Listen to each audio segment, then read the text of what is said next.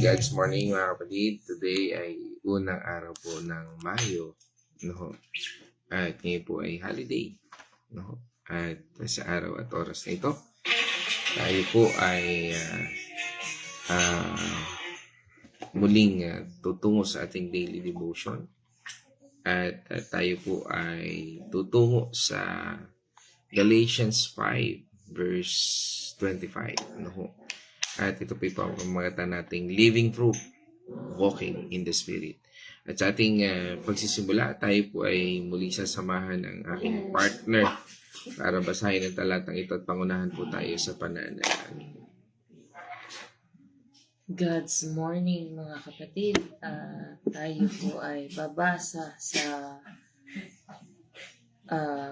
mga taga-Galatia 5 verse 25. Kung ang Espiritu ay nagbibigay buhay sa atin, siya rin ang pagharian natin sa ating buhay. Tayo po ay manalangin. Hallelujah. Lord, maraming salamat, Panginoon, sa panibagong umaga na pinagkaloob mo sa bawat isa sa amin. Panginoon, samahan nawa kami ng iyong banal na Espiritu para sa aming pag-aaral na ito. Ikaw po mag-reveal sa amin, Panginoon, ang katotohanan na ayon sa iyong mga salita, Panginoon. At ganoon din, ayon sa iyong mga katuruan upang matutunan namin, Panginoon, ang aming pag-aaralan ngayon at maging sandata namin sa gawa ng kaaway, Panginoon. Maraming salamat, Panginoon, sa muli namin pag-aaral ng iyong mga salita. At ang lahat po ng ito ay aming ipinapanalangin sa pangalan ng inyong anak na si Jesus. Amen. Amen. Hey mga kapatid, dito po sa ating pagtalakay ng talatang ito, ay sabi nga po doon sa Amplified Version, sabi doon, if we claim to live by the Spirit, the Holy Spirit, we must also walk, sabi po doon, by the Spirit, with personal integrity, godly character, and moral courage. Sabi nga, our conduct empowered by the Holy Spirit. Yun po yung sinasabi ng Amplified Version. At dito po sa ating pagtalakay na ito, ay ito po ay sinulad ni Apostol Pablo. At sa atin pong sa ating binasang talatang ito, ay bakit po ito isinulat? Ay dahil sa, sabi nga po ito, ay noong panahong iyon, noong panahong iyon ay sabi nga po ay may malaking problema sa church ng Galatia. May mga, sabi nga po ay tinatawag na Judaizers na nagtuturo na, sabi nga ay okay lang daw pong maging Kristiyano tayo, pero para maging ganap at tayo po ay matanggap ng panahon pong yun ng Diyos, ay kailangan nating sundin ang batas na o tradisyon ng mga Hudyo. Ibig sabihin, pinaghalo po nila dyan yung grace at yung works. Akala nila ang kaligtasan ay sabi nga po ay nakakamit nila sa tamang pamumuhay at nakukuha sa sarili at sikap ng pagsunod sa mga rules. Kaya po ay sinagot ito at ipinaliwanag ni Apostol Pablo. At sinabi niyang hindi. Hindi po ganon. Dahil sabi nga po yun doon, ang tunay na Kristiyano daw ay hindi namumuhay base sa law o sa batas o sa sariling gawa. At sabi nga rin po at pinatutungkulan po yan ng Galatians chapter 2 verse 16. Ano po sabi doon ng talata? Alam naming ang tao ay pinawalang sala dahil sa nanampalataya kay Hesukristo at hindi dahil sa pagsunod sa kautusan. Kaya't kami rin ay sumasampalataya kay Kristo Jesus upang mapawalang sala sa pamamagitan ng pananampalataya sa Kanya at hindi sa pamamagitan ng pagsunod sa kautusan, sapagkat ang tao ay hindi pinawalang sala dahil sa pagsunod sa kautusan. Yon. So malinaw po 'yon, na sinasabi doon. No, na ang law daw po ay parang salamin lang, no? Pinapakita po nito na tayo ay makasalanan at hindi po natin kayang magbago o mabago, no? O maging banal sa sarili nating gawa, no? Kapag umaasa po tayo sa sarili nating effort o yung works natin, laging kulang, ano ho? We always shortfall, no ho? Kulang at laging sabi nga ay kalimitan pa ay napapagod. No? Dahil ang batas ay hindi nakapagbibigay ng buhay. No, kundi nakapagbibigay lang ito ng demands o utos, no. Kaya nga po sabi doon, no, dapat po namumuhay tayo, no, base sa buhay na ibinigay ng Holy Spirit, no. Sabi nga po yan ng John 3 verse 6, no. Balikan lang po natin 'yon, no. Ang taong ipinanganak ayon sa laman ay laman at ang ipinanganak sa Espiritu ay sa Espiritu. Yun, ano ho. Yan po yung tagpo na kung saan ay nagtanong si Nicodemus, no, ang tagapagturo ng mga guro ng mga Hudyo by the time, ano ho. Kaya sinagot siya ng ating Panginoong Jesucristo si Nicodemus, no. Sabi niya, no, that which is born of the flesh is flesh, and which is born by the Spirit is the Spirit, is Spirit. Ang buhay Kristiyano, mga kapatid, mga mahal kong kapatid, ano po, ay hindi behavior modification, kundi spiritual regeneration. Hindi po natin kayang maging banal dahil pinipilit lamang po natin, no? Parang minsan may mga kapatid tayo na akala natin ay kaya natin baguhin, pero minsan kasi po mga kapatid, hanggang doon lang po yung kaalaman nila. No, hindi pa po sila nakukonvict sa mga bagay. Kaya nga po, for Christ, there's no condemnation eh. No? At sa buhay din natin ito, hindi rin natin dapat husgahan ang kapwa natin. No? Kaya nga po hindi natin kayang maging banal dahil lang pinipilit natin. Kundi kaya natin dahil binigyan tayo ng Diyos ng bagong nature at kapangyarihan na galing sa Spirit. Unless mangusap ang Espiritu na yan, no, sa pamamagitan ng, kaya nga po mga kapatid, ang pagbabahagi ng salita ng Panginoon Diyos ay sa diwa ng katotohanan at ng may pagmamahal. No, kaya nga po dito sa verse na ito, sa atin pong tinatalakay na ito po yung nagpapaalala po sa atin na ang pinagmula ng buhay natin ay mula sa Espiritu. No? Isang bagay po na dapat at lagi nating maging pamantayan. Kaya dapat po ang paglakad natin ay nararapat na mula sa Espiritu din. No? Hindi sa ating flesh o sariling effort. No? Mga kapatid, no? ang ating pagtalakay dito sa ating paksa ngayon ay nag-emphasize o nagpapakita ng pagkakaiba ng pamumuhay versus walk, ano, yung live versus walk, ano ho, paano nga ba tayo namumuhay at paano tayo lumalakad, ano ho. Sa Greek po, ang kahulugan po ng dalawang salitang ito, yung sinasabi nga live by the Spirit, ay zao, ano ho. Ito po ay tumutukoy sa pinagbulan ng buhay. Noong po tinanggap natin ang ating Panginoong Jesucristo bilang ating Panginoon at tagapagligtas, binigyan po tayo ng bagong buhay, no? Sabi nga, spiritual life mula sa ating Panginoon Diyos. At yan po ay mababasa natin sa 2 Corinthians 5:17. Ano ho? At ito po, sige, basahin natin yun. No?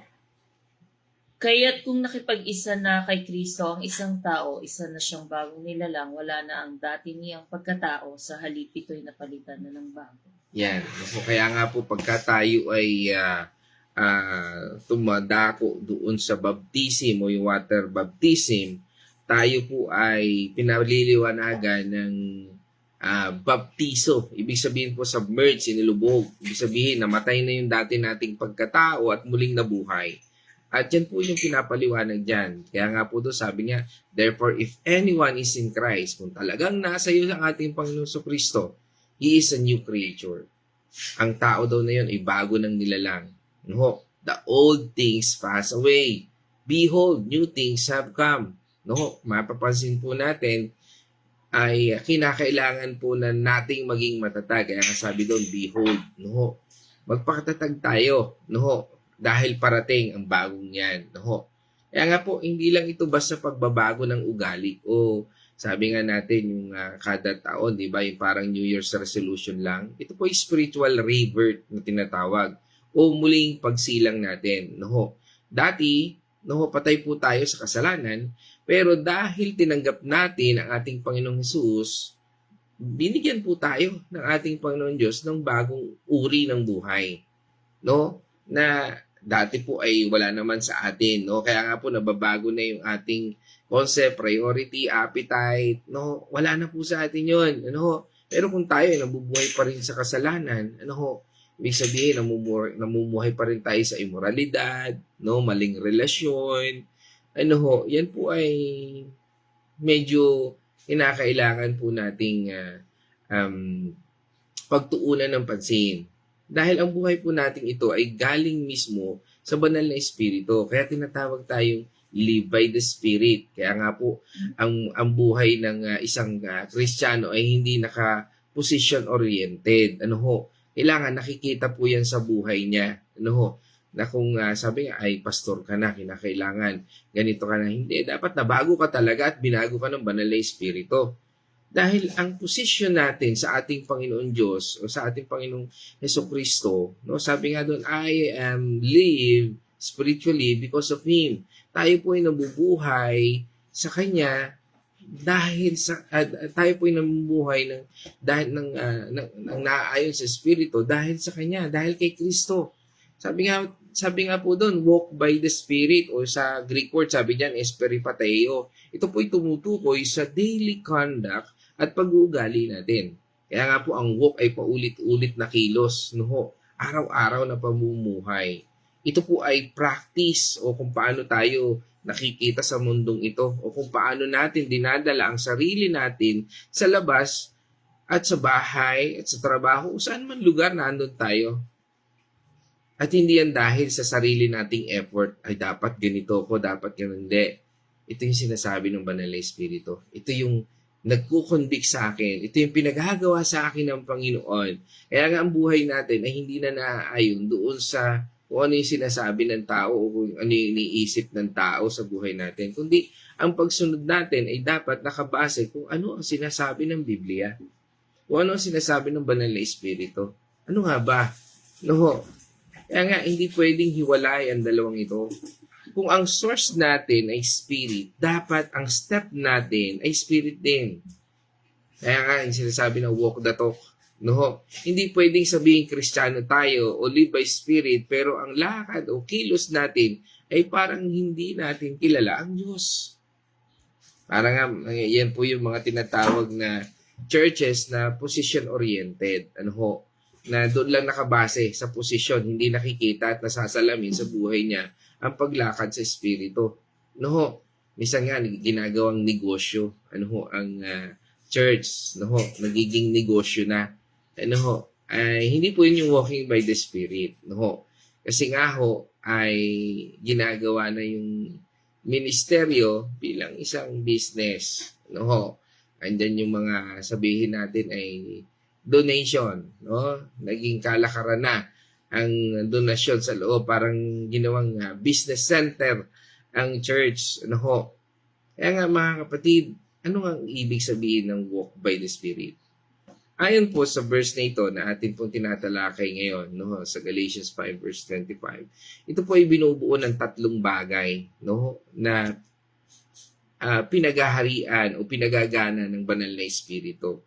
Ang una po ay ang personal integrity, no, o yung katapatan, no. Ano ba tayo katapat, no? Meron bang integridad sa buhay natin bilang tayo ay mga lingkod ng Diyos o tinawag ng ating Panginoon Diyos? Sabi nga, lahat tayo lingkod ng Diyos, no? Hindi yan dahil sa tinawag ka ng pastor o no, lahat po tayo ay lingkod ng Diyos basta tinanggap mo ang ating Panginoong Jesucristo bilang iyong Panginoon, tagapagligtas. Ikaw ay lingkod ng Diyos.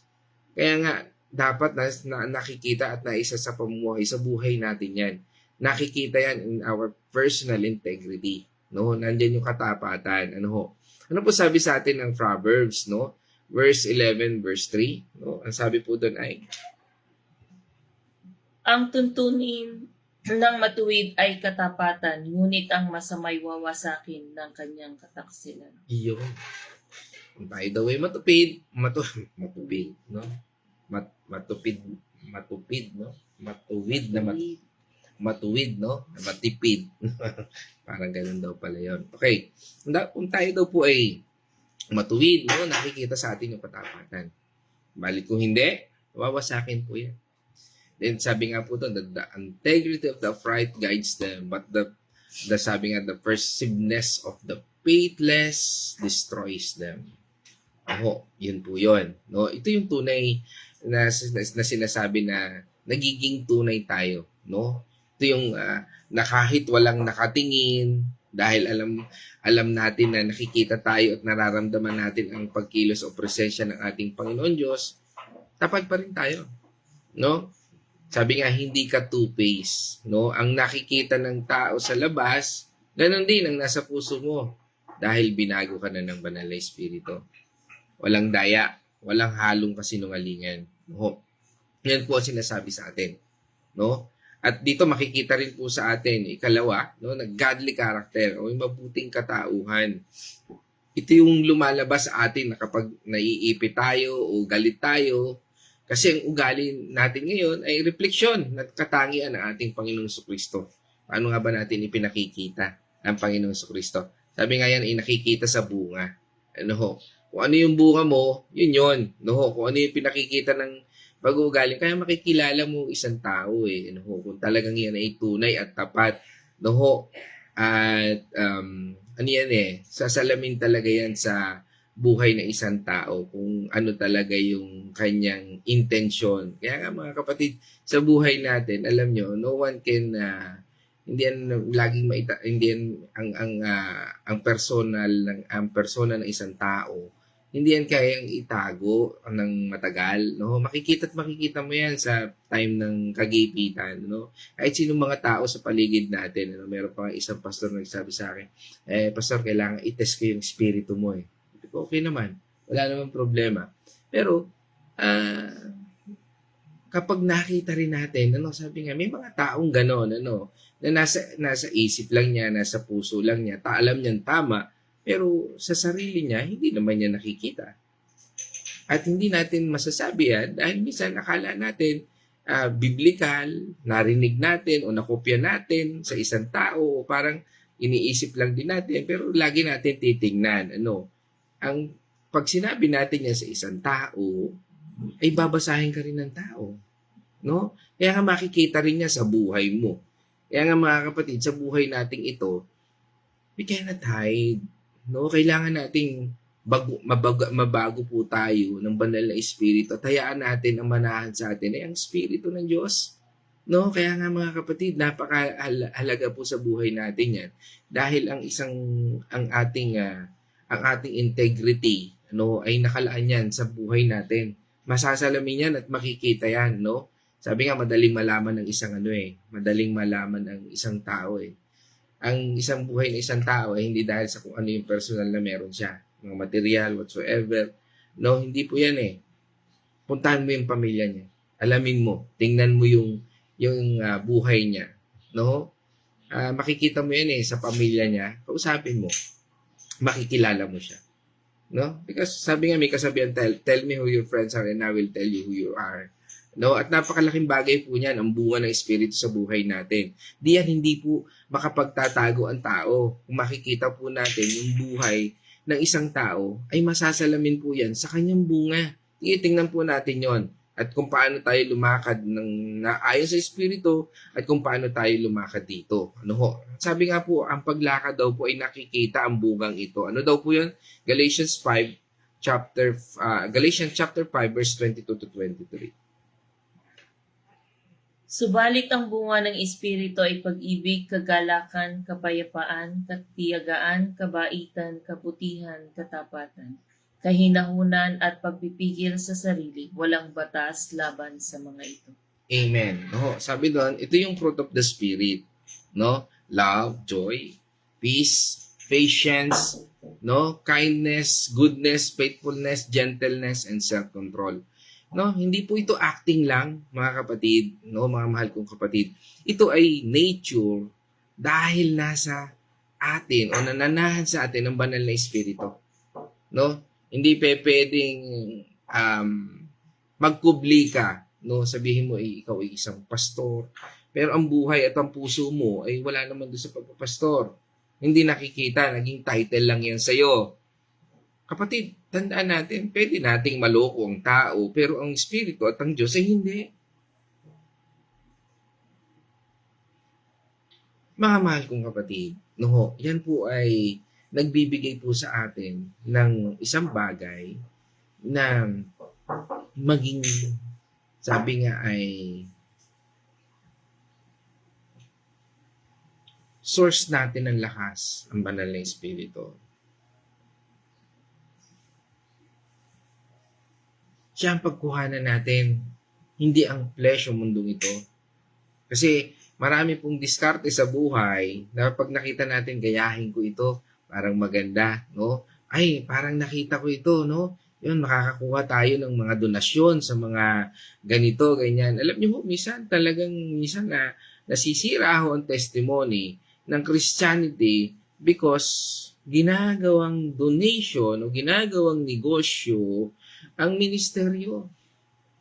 Mga mahal kong kapatid sa Panginoon, hindi po tayo tinawag ng Panginoon Diyos para magkaroon po tayo ng espiritu na sabi nga ay may takot. Huwag po tayong matakot kung tayo tinawag ng Panginoon. Hindi po niya tayo iiwan, pababayaan. Kaya nga, tungo tayo doon sa ikatlo. Kung tayo ay nananahan sa atin ng banal na espiritu, meron tayong moral courage o lakas ng loob na gumawa ng tama. No?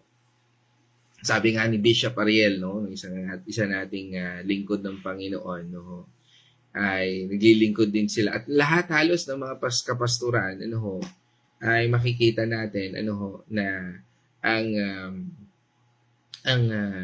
paglilingkod ay talagang talagang a lot of challenge pero masaya. No, minsan nakala ninyo na yung isang tao o isang pastor na nangangaral ay okay sa kanya lahat ng buhay niya, maayos, ganito. Hindi po. Lahat po yan isa biyaya lang ng Panginoon. No, kaya nga po hindi yan hindi ang pagiging pastor po ay hindi po yan yung mga pastor na nagpapatama na sabihin baka naman, mga ganito, ganyan, no? Ibig sabihin kasi, ngayon po mapapansin po natin, ang church nagiging, sabi nga, paulit-ulit natin, nagiging business center. Kaya napakadelikado ho kasi ng isang ministeryo na sinimulan mo na parang, sabi nga ay nakabase tayo doon sa makukuha natin o vested interest natin, hindi talaga tinawag ng Panginoon. Yun po ibig sabihin natin. Dahil kung tinawag tayo ng Panginoon, makikita yan doon sa bunga natin. Yun po ibig sabihin natin dito. Wala, mga mahal ko kapatid, wala pa akong gustong patamaan dito. Kundi gusto lamang po natin itong itama sa patungkol sa kung paano tayo tinawag ng Panginoon Diyos at kung paano tayo lumakad ayon sa Espiritu. Yan po yung topic natin ngayon. Dahil kung tayo ay talagang tinawag ng Panginoon Diyos, may lakas po tayong tumanggi sa kasalanan at manindigan sa katotohanan. Dahil ang lakas na nanggagaling sa atin ay mula sa taas, mula sa banal na Espiritu. Kaya nga, tunghayan po natin yon, basahin po natin din yon bilang ating reference. Yung pong Acts chapter 4 verse 13 at talon tayo doon sa verse 20. Nagtaka ang buong Sinedrin sa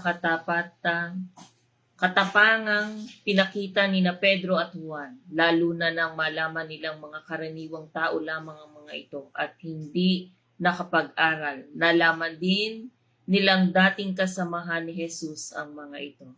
20. Verse 20. Hindi maaring di namin ipahayag ang aming nakita at narinig. Yun. Okay. Kaya ako po yung itinalo na doon dahil mahaba po yun pero I encourage you na basahin po natin yun mula sa verse 13 hanggang 20 upang makita natin. O kaya basahin na natin na mula verse 1 yung buong chapter. Bakit po mga mahal kong kapatid? Kasi nga po ang paglilingkod ay ayon sa pagkakatawag ng Diyos. Kaya nung nangaral sila dyan, namangha po yung mga Sinedrin. No? Imaginein po natin yung Sinedrin, sila yung mga theologians o sabihin natin sila yung mga nag-aral ng batas at nalalaman nila yung patungkol sa pinagmulan, ano, at ang nangangaral sa kanila ngayon ay yung sabihin natin na hindi nakapag-aral, no? Imagine mo, tinuturuan ka ng isang tao na hindi mo nakapag-aral, pero namangha sila dahil nakikita at nasasalamin si Kristo. Nakukuha po. And that is the way na kapag tayo ay nangangaral, ang nakikita dapat sa buhay natin ay si Kristo. Kaya nga mahal kong kapatid sa Panginoon, mahalaga po ang testimony ng buhay natin, mahalaga po ang ating paglakad ng naayon sa banal na Espiritu. Again, there's no one perfect. Lahat po tayo ay madumi, subalit nung tayo ay tinawag ng Panginoon Diyos, tayo ay nilinis ng Panginoon Diyos, hindi dahil sa sarili nating gawa, kundi sa Kanya. Sa Kanya na nagmumula ng pagbabago sa ating buhay. Kaya nga po ang courage ay hindi lang po pagiging matapang. Ito po ay confidence o katapangan na galing sa banal na Espiritu. Kaya nga sa ating pagpapatuloy sa pagbabahagi ng salita ng Panginoon Diyos bilang mga lingkod ng ating Panginoon Diyos, magkaroon po tayo ng katapangan hindi dahil sa mga bagay na makukuha natin, kundi dahil sa Espiritu na siyang kumikilos sa atin.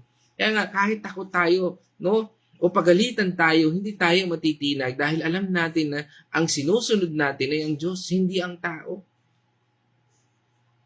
Ito po ang tunay na paglakad.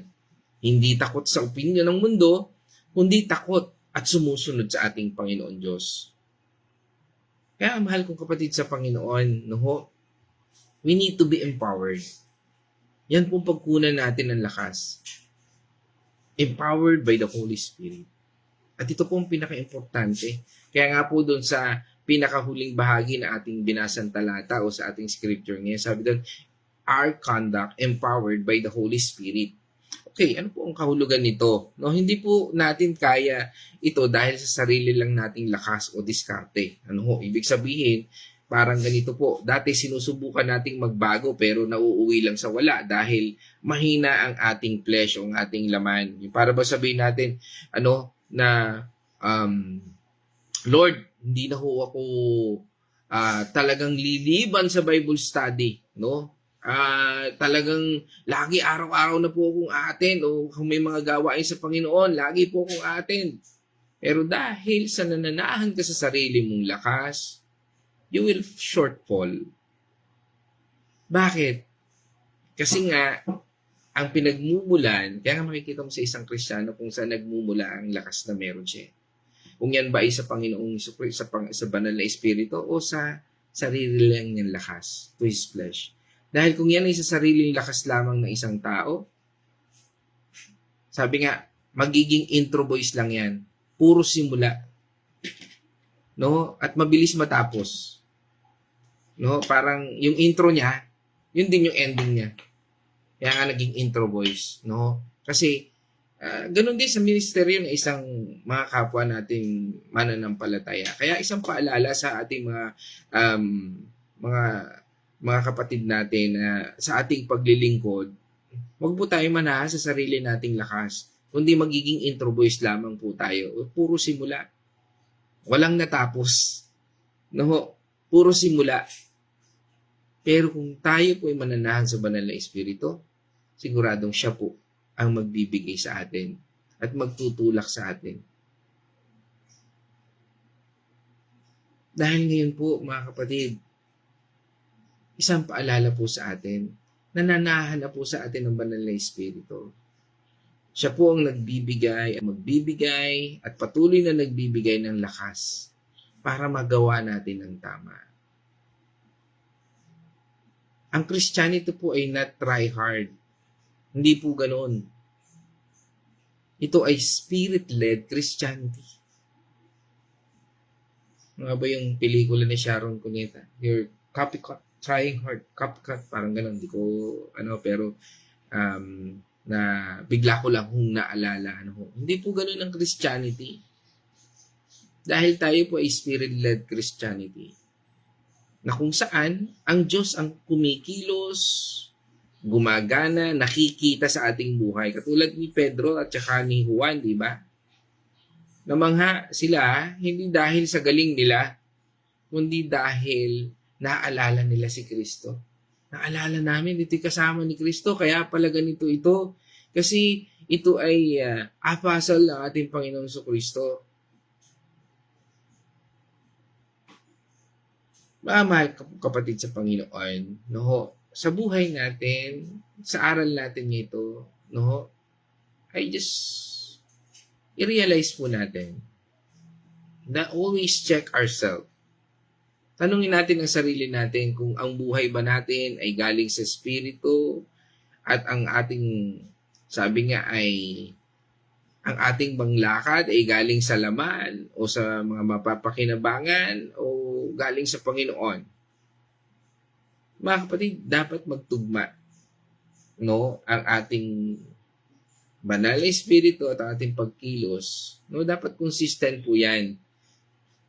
Dahil tayo po'y anak ng hari ng mahari na siyang tumawag sa atin, no? Parang ganito yan no? Ang sabi ng Panginoon, for our calling are irrevocable, no? Sabi nga sa Romans 11:29. Pero sa buhay natin ito, yes, minsan irrevocable, pero pagka tayo dumanas na ng mga pagsubok, paghihirap, bigla tayong bumibitaw sa paglilingkod. Hindi po ganun yun, mga kapatid. Dahil ang paglilingkod ay, sabi nga ay true thick and thin yan. Manahan tayo sa pananampalataya. Manahan tayo sa kung ano ang kayang ibigay ng Panginoon Diyos. Dahil ang buhay po natin ito ay hindi na I can do it, kundi Spirit will do it. No? O kaya Spirit do it. No? Ganun na po ang buhay natin. At bago po tayo gumawa ng anumang desisyon o magsalita, umugot po tayo ng lakas sa banal na Espiritu. At hayaan po natin na siya ang, sabi nga ay magdikta ng bawat pagkilos natin, pananalita natin, hindi ang ating emosyon o kung ano ang naaayon sa mundong ito.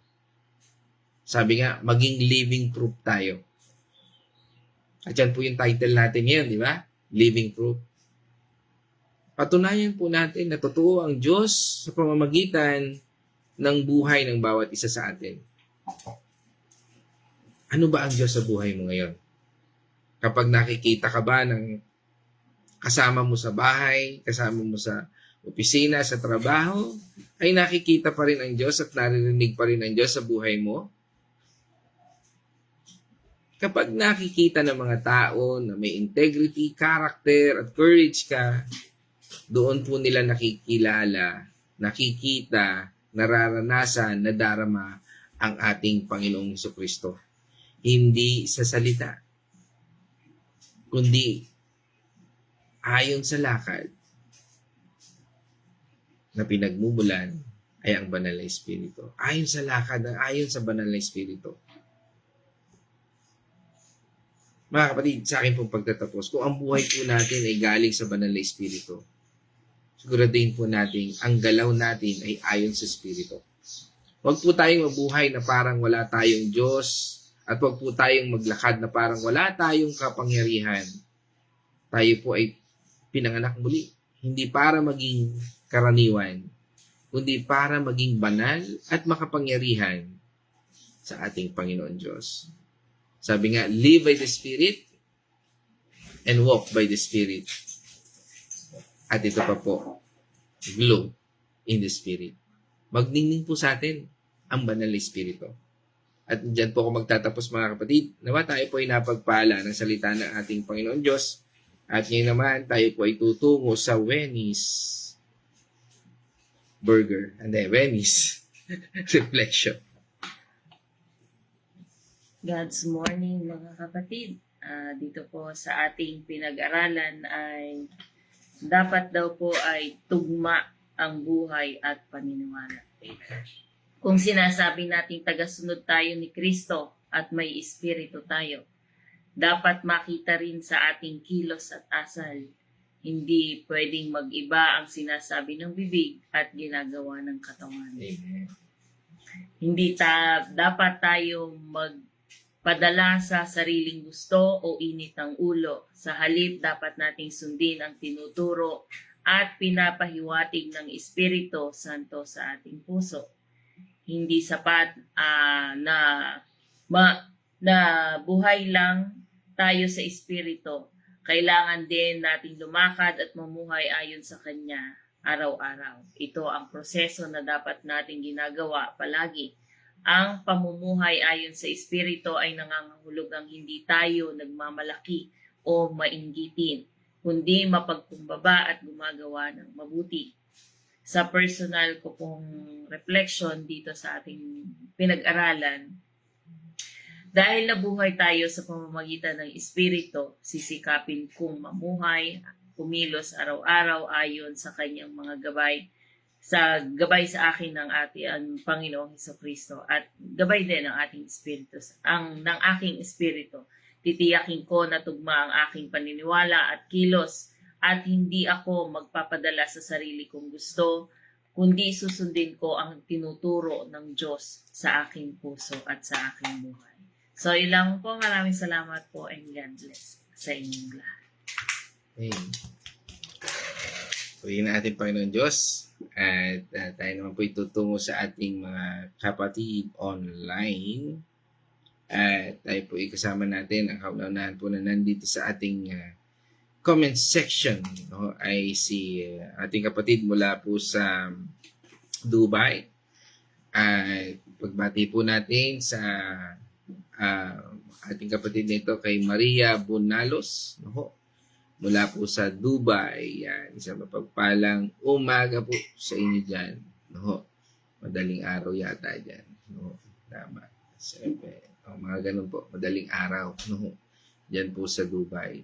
At pagbati po rin natin ngayon sa ating kapatid, no? Mula naman dito sa Pilipinas. Barangay Santo Niño, kasama po natin si Nay Josie, no? Isang mapagpalang umaga po sa inyong buong pamilya. Yan. At sa inyong buong angkan dyan po sa Santo Niño, San Pablo City. At pagbati rin po natin sa ating kapatid, yan, kay Dr. Julia C. Kasama natin from Osamis City. Sa pagbati natin sa buong pamilya, buong angkan ng C family. Sa mapagpalang umaga po sa inyo, Dr. Julia. At best regard sa lahat yan. No? Kay Sir Dodong. No? At kay Johan, Kevin, at Jansen. No? At tungo naman po tayo sa Santa Rosa, Laguna. Kasama po natin ang aking magandang nanay. Yan, Corazon Getgano Mercado. Yan, isang mapagpalang umaga po. At pagbati ko rin sa aking kapatid na si Caroline, no? At ang kanyang mga anak. At pagbati ko rin sa aking anak na si Kyle, no? Na nasa Batangas City. Yan. At pagbati rin natin, yan, kasama rin natin mula sa Bulaking Chao. Kasama po natin ngayon si Nay Marta Artillaga. At pagbati na rin natin kay Nay Gori at kay Naylina, no? At mga kapatid natin dyan kay Inigo. At pagbati na rin natin kay Kuya Chris, no? Artillaga, at sa lahat ng mga kapatid natin dyan sa Bulaking Chao, no? Yan. At tungo naman po tayo sa ating kapatid naman sa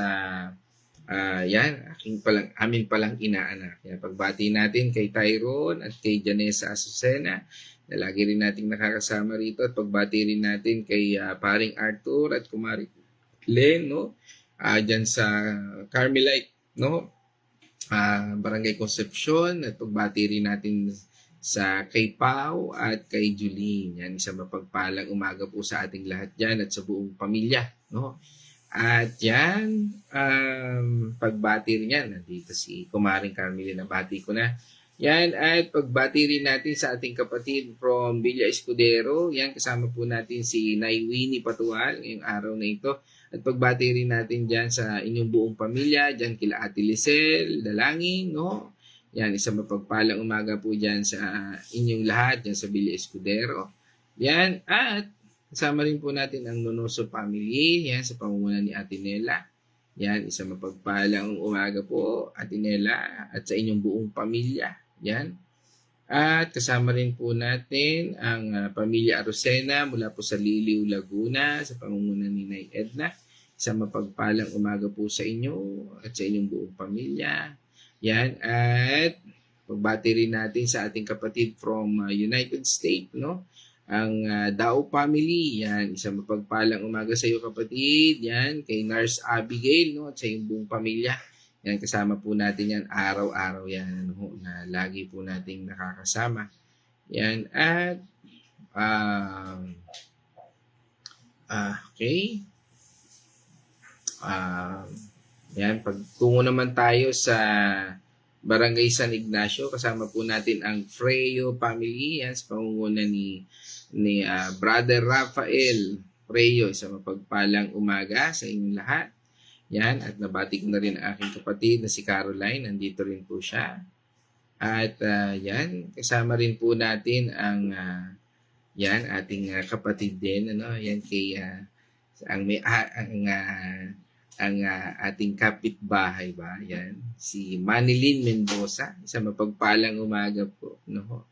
Yan, isang at pagpalain po ang inyong negosyo, ano po? At patuloy na, no, na makilala rin natin ang ating Panginoon Diyos, no? At yan, at pagbati rin po natin sa inyong buong pamilya, yan, Mendoza family, Manilyn Mendoza, yan, sa mapagpalang umaga po sa inyo. At welcome po dito sa aming God's Morning. Yan, at pagtungo rin natin dito, from Teloric naman po tayo, dyan sa Pila, Laguna. Yan, sa pangunguna po ni Sister Alma Tatel, no? Yan, at diyan, pagbati natin sa buong Teloric Church, no, sa pangunguna ni Pastor Eds Rona, no, isang mapagpalang umaga po sa inyo diyan, no. At yan, at sino pa? Yan, ito nabanggit ko na rin niya si Sister Lizelle, kasama rin natin, at from Dolores Quezon, kasama rin po natin si Tatay Victor Dalangin. At pagbati natin din kay TC Dalangin, no. At kasama rin po natin ang Andal Artillaga family, yan, sa pangunguna ni Pastor Ape. Yan, isang mapagpalang umaga po sa inyo, no. At yan, nabanggit ko na rin kanina si Kuya Chris, kasama rin po natin ngayon. Isang mapagpalang umaga po dyan sa inyo, Kuya Chris. Yan. And that's all, no. At tayo po ay yan, nawa ay nabanggit ko po lahat, ano. Nawa tayo po ay napagpala ng ating topic ngayon, ano ho, at ang salita na ito mula sa ating Panginoon, at nawa tayo po ay nagabayan ng ating Panginoon. Mula po dito sa Galatians 5 verse 25 na pinamagatan nating living fruit, walking in the Spirit. At ngayon po, araw ng holiday, May 1, no? Sabi nga, long weekend, at nawa tayo po ay patuloy na gabayan, ano, ng ating Panginoon Diyos. At ngayon tayo po ay magtatapos na sa ating devotion na ito, at tayo po ay manalangin. Let's all pray. O manaming Diyos na makapangyarihan, Banal na Espiritu na siyang sa amin, Panginoon, ang tunay na guro na nagturo sa amin. Salamat, Panginoon, sa iyong presensya, Lord, at patuloy naming idinadalangin na patuloy mong gabayan ng bawat isa, ingatan, at pagkalooban, Panginoon, ng banal na pagkaunawa, the gift of the Spirit, the gift of understanding, O Lord. Salamat, Panginoon, na sa aming paglakad na ito ay nagpapaalala na kami po ay lumakad ayon sa banal na Espiritu. At kung paano mo kami tinawag, Panginoon, ganun din mo kami, Panginoon, ingatan at alagaan. Pagkalooban mo kami ng lakas, at wag mo kami, Panginoong, hayaan na manahan sa aming mga flesh, Lord, sa aming sariling kaalaman at sarili naming, Panginoon, pagpapasya, O Lord. Kundi, Panginoon, bigyan mo kami, Panginoon, ng karunungan, wisdom na nagmumula lamang sa iyo. At sa amin patuloy, Panginoon, na paglakad, O Lord, dinadalangin din po namin, Panginoon, ang laboratory na magaganap mamaya, O Lord, sa aking asawa, O Lord. At dalangin po namin, Panginoon, na patuloy mo kaming gabayan, O Lord. Kami po'y naniniwala na ang kagalingan, ikaw ang Diyos ng kagalingan, at ikaw ang Diyos na magpo-provide sa lahat ng aming pangailangan. Kaya salamat, Panginoon, sa lahat ng ito, sa iyo po ang papuri at pasalamat, at patuloy namin dalangin, Panginoon, ang patuloy na pagbibigay mo sa amin ng tamang direksyon. Pinapasako po namin ang lahat ng ito sa iyong patnubay at gabay, O Lord, sa pangalan ng Ama, ng Anak, at ng Banal na Espiritu. And this I pray in Jesus' name. Okay, mga kapatid, let us shout the shout of victory. Christ died. Christ is dead. Christ is risen. Christ is risen. Christ will come again. Christ will come again. And together, Together we are for Christ again. God's morning, everyone.